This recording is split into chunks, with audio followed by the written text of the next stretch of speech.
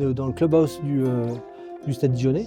Alors c'est vrai que ce soir on fait une présentation de notre projet, de notre vision pour les années à venir pour le rugby de Dijon. L'objectif de cette réunion, c'est faire un point avec le tissu partenaire sur l'environnement du Stade Dijonnais depuis quelques mois et aussi informer de la suite et des besoins qu'aura le rugby dijonnais, les besoins pour l'avenir. L'importance déjà, c'est de remobiliser, parce que le club est quand même en stand-by depuis maintenant le mois d'octobre dernier, octobre-novembre dernier. Donc remobiliser toutes comme tu dis, les forces vives dijonnaises, les institutions, voilà, et faire un peu un audit en fait des partenaires et des personnes qui seraient engagés sur un projet Stade 2034. C'est vrai que c'est plutôt Rémi qui s'est occupé de cette partie-là, mais néanmoins on a chacun prospecté autour de nous pour essayer d'inviter des personnes pour leur proposer de venir à cette présentation. Il y a un tissu de partenaires historiques qu'on a conviés. Après, il y aura aussi des bénévoles et quelques joueurs qui ont déjà donné leur accord pour la suite. Voilà. C'est vrai qu'on va repartir sur une nouvelle association.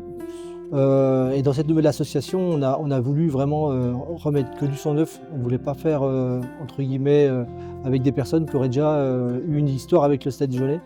Donc au niveau du comité directeur, au niveau des fondateurs de cette nouvelle association, il n'y a que des nouvelles personnes donc, qui n'ont jamais eu de statut de dirigeant au Stade Dijonnais. Les points clés, c'est, comme je te le disais, c'est l'environnement. Après, ça va être le projet de club. Et ensuite, la conclusion, les étapes opérationnelles pour la suite. C'est ce qu'on a abordé avec l'ensemble des gens ici. Et le but, c'est aussi d'avoir un peu un question-réponse pour dynamiser et puis pour intéresser tout le monde dans le projet. On veut partir sur vraiment créer un club avec des fondations solides. Et les fondations solides, pour nous, c'est la formation. Il m'a demandé de réfléchir à ça et puis je l'avais déjà fait dans le contexte National 2 avec une projection sur les années futures, mais voilà, sur ce contexte National 2. Et finalement, en réfléchissant un petit peu, je me suis rendu compte que sur tout l'aspect formation, que le club soit en National 2 ou dans une autre division, et finalement les enjeux étaient les mêmes. Donc voilà, ça n'a pas beaucoup changé, pas beaucoup remodelé le projet que j'avais déjà établi. Voilà, après je leur ai soumis et puis en travaillant ensemble, on a pu aborder quelques idées pour la reconstruction et la construction notamment de la formation.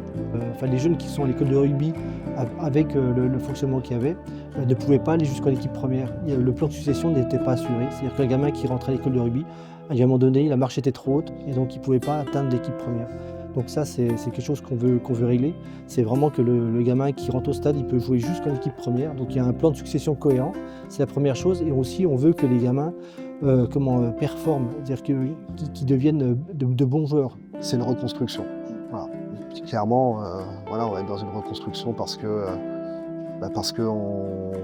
le Stade Dijonnais risque d'être à un niveau historique qu'il n'a jamais connu et on va être dans une reconstruction.